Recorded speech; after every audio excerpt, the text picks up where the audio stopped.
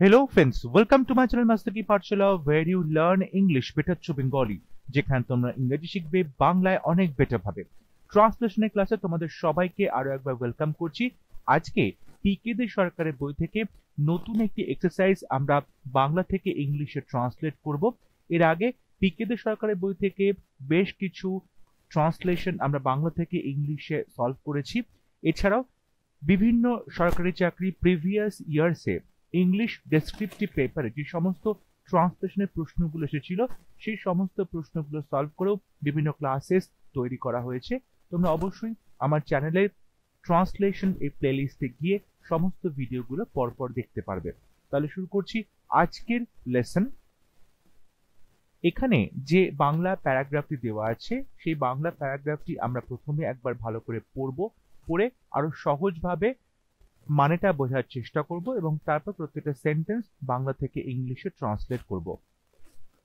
আজ শনিবারের দিনে 2টোর সময় স্কুলের ছুটি ছিল, কিন্তু আজ স্কুলে যাইতে সুশীলের কিছুতেই মন উঠিতেছিল না। অর্থাৎ সে জানতো আজ শনিবার 2টোর সময় ছুটি হয়ে যাবে, হাফ ডে, তবুও সুশীলের স্কুলে যেতে ইচ্ছে করছিল না। তাহার অনেকগুলো কারণ ছিল। আজ স্কুলে ভূগোলের পরীক্ষা, তদুপরি আবার ওপাড়ার বসুদের বাড়ি সন্ধ্যার সময় বাজি পোড়ানো হইবে। এখানে পোড়ানো হবে, বাজি পোড়ানো হইবে। অর্থাৎ সুশীলের স্কুলে না যাওয়ার 2টো কারণ, একটা হচ্ছে ভূগোলের পরীক্ষা আছে স্কুলে, দ্বিতীয় কথা হচ্ছে বসুদের বাড়ি সন্ধ্যার সময় বাজি পোড়ানো হবে। ফায়ার ক্র্যাকার্স, ওখানে একটা সুন্দর প্রদর্শনী হবে বাজি পোড়ানোর। সকাল হইতে সেখানে আয়োজন চলিতেছে। সুশীলের ইচ্ছা সেখানেই আজ দিনটা কাটাইয়া দেয়।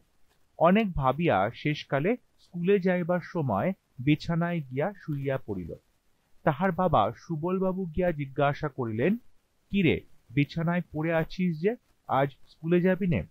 সুশীল বলিল, আমার মাথা ধরেছে, আজ আমি স্কুলে যেতে পারবো না।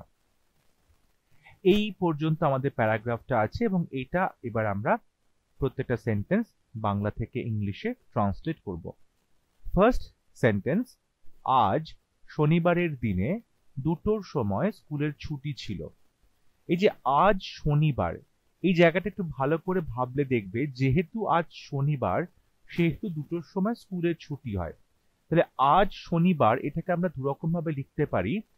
টুডে বিং স্যাটারডে, আমরা এখানে বিং স্যাটারডে একটা পার্টিসিপল নিয়ে আসছি এবং টুডে এই সাবজেক্টের সাথে এই পার্টিসিপলটাকে ম্যাচ করে বসানো হয়েছে।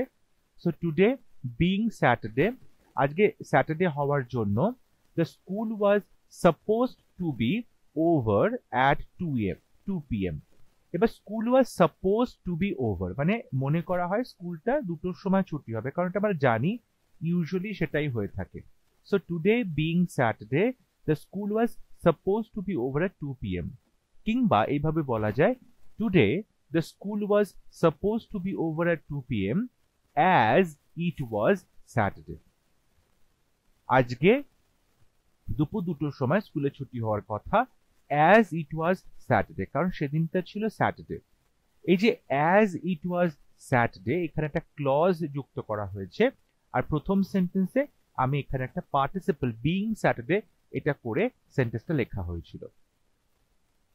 কিন্তু আজ স্কুলে যাইতে সুশীলের কিছুতেই মন উঠিতেছিল না। এখানে দেখো, সুশীলের কিছুতেই মন উঠিতেছিল না মানে ইচ্ছে করছিল না। But Sushil did not at all feel like going to school today. Did not at all feel like, এখানে বলতে পারি যে ফিল লাইক গোয়িং মানে যার মতো একটা ইচ্ছে হওয়া। ডিড নট অ্যাট অল, আদৌ একদমই ডিড নট ফিল লাইক, তার ইচ্ছে করছিল না গোয়িং টু স্কুল, স্কুলে যাওয়ার জন্য, টুডে, অর্থাৎ স্কুলে যেতে মন চাইছিল না। তাহার অনেকগুলো কারণ ছিল, মানে স্কুলে যে যাবে না তার জন্য অনেকগুলো কারণ ছিল। So he had many reasons, he had many reasons, তার অনেকগুলো কারণ ছিল। কিংবা আমরা এটাকে এভাবে বলতে পারি, দেয়ার ওয়্যার মেনি কিংবা several reasons for this. There were many but several reasons for this. আজ স্কুলে ভূগোলের পরীক্ষা। Today he had geography exam in school. তাহলে আজকে স্কুলে জিওগ্রাফি পরীক্ষা ছিল তার। So today he had geography exam in school. তার স্কুলে আজকে জিওগ্রাফি পরীক্ষা ছিল। আবার ও পাড়ার বসুদের বাড়ি সন্ধ্যার সময় বাজি পোড়ানো হবে। ঠিক আছে, এখানে অ্যাকচুয়ালি একটা ছিল তদুপরি। তদুপরি আবার ও পাড়ার বসুদের বাড়ি সন্ধ্যার সময় বাজি পোড়ানো হইবে। তাহলে এখানে তদুপরি বলতে মোর ওভার বলতে পারো, কিংবা আমরা অ্যাবাভ অল এটাও বলতে পারি। অ্যাবাভ অল এই কথাটাও বলা যেতে পারে। এবারে দেখো বাজি পোড়ানো হবে, সেটাকে বলা হচ্ছে there would be a bursting of কিংবা setting of fire crackers. There would be a bursting of, burst করছে, বাজিগুলো পোড়ানো হচ্ছে, বাজিগুলো ফাটছে। তো সেই অর্থে a bursting of fire crackers, কিংবা বলতে পারো there would be a setting of fire crackers. এই সেটিং অফটা ফ্রেজাল ভার্ব, তাহলে moreover there would be a bursting of কিংবা সেটিং অফ ফায়ার ক্র্যাকার্স। এবার বলছি সন্ধ্যার সময় in the evening, in the evening বসুদের বাড়ি, in the house of the Boses. এখন বসু যেটা বাংলায় বলা হয় সেটা আমরা ইংলিশে বোস বলি। যেরকম নেতাজি সুভাষচন্দ্র বসু আর ইংলিশে বলা হয় নেতাজি সুভাষচন্দ্র বোস। সুতরাং বসুদের বাড়ি অর্থাৎ in the house of the Bose's. এবার বলছি বসুদের বাড়িটা কোথায়? ও পাড়াতে। ও পাড়া মানে in the other part of the vicinity, এলাকা, এলাকার অন্য দিকটাতে, বা লোকালিটি বা village. In the other part of the vicinity of the locality of the village. তাহলে দেখো moreover there would be a bursting of কিংবা setting of fire crackers in the evening in the house of the Boses in the other part of the vicinity locality কিংবা village. সকাল হইতে সেখানে আয়োজন চলিতেছে। সকাল থেকে একটা কাজ হয়ে চলেছে, এখানে পাস্ট পারফেক্ট কন্টিনিউয়াস টেন্স ব্যবহার করা হয়েছে।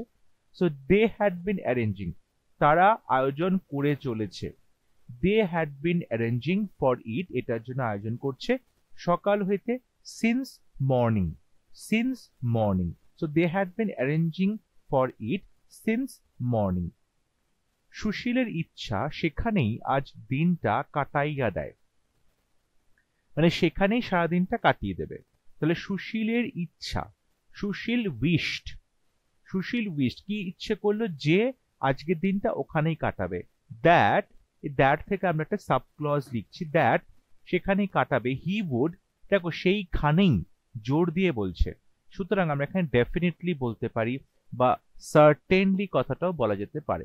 তাহলে হি উড ডেফিনেটলি বা certainly spend the day there, সেখানেই দিনটা সে কাটাবে।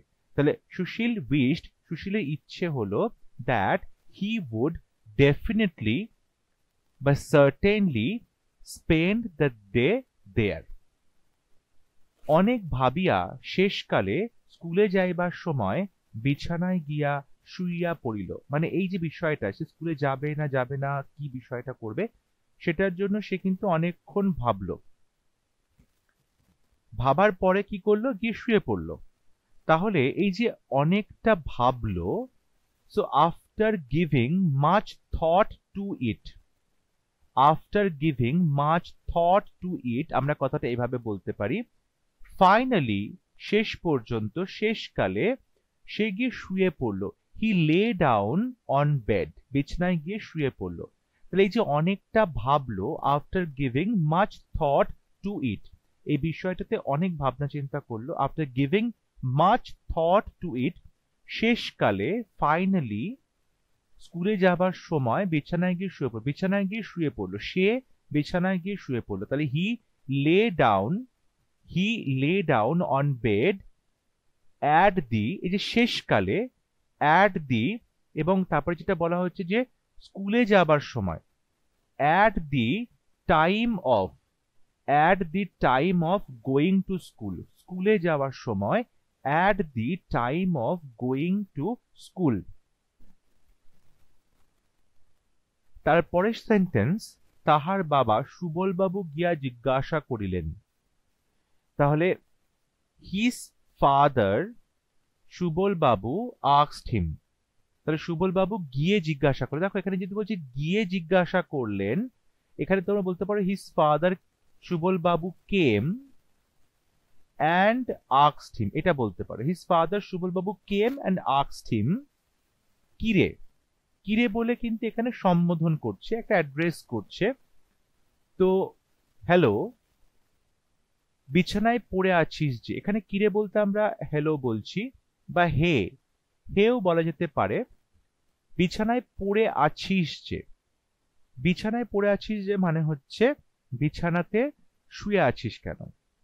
সো সেখানে বলা হচ্ছে যে why are you lying on bed, এখানে আমরা প্রেজেন্ট কন্টিনিউয়াস টেন্স ব্যবহার করছি কোটেশনের মধ্যে। Why are you lying on bed, তুমি বিছানায় শুয়ে আছো কেন।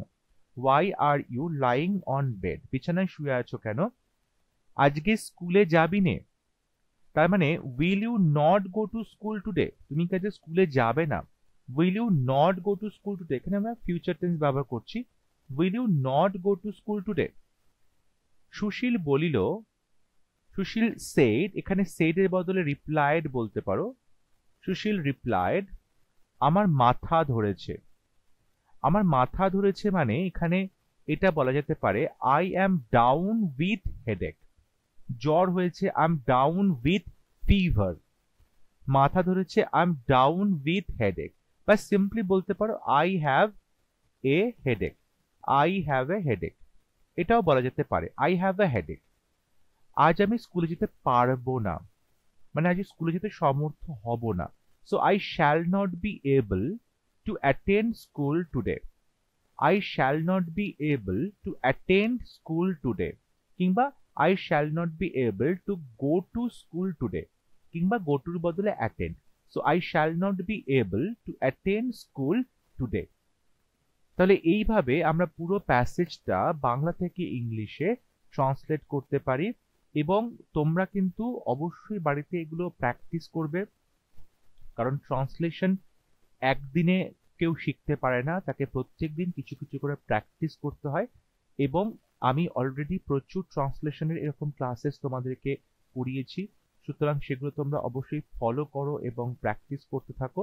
সামনেই তোমাদের পিএসসি, ক্লার্কশিপ এবং মিসলেনিয়াসের মেন্স হতে চলেছে, সেই জন্য অবশ্যই এই ক্লাসেসগুলো খুবই গুরুত্বপূর্ণ হবে। তাই প্রত্যেকটা ভিডিও তোমরা দেখো, প্র্যাকটিস করো। বুঝতে অসুবিধা হলে অবশ্যই কমেন্ট লিখে জানাবে। তোমরা অবশ্যই তোমাদের আনসার আমাকে লিখে কমেন্টে পাঠাতে পারো, আমি আমার সময় মতো সেগুলো কারেকশন করে দেবো। যদি ভিডিওটি ভালো লাগে ভিডিওটি লাইক করবে, শেয়ার করবে এবং আমার চ্যানেলটি সাবস্ক্রাইব করতে ভুলবে না। পরবর্তী লেসন নিয়ে খুব শীঘ্র দেখা হবে, তখন সবাই ভালো থাকবে, সুস্থ থাকবে। Thank you.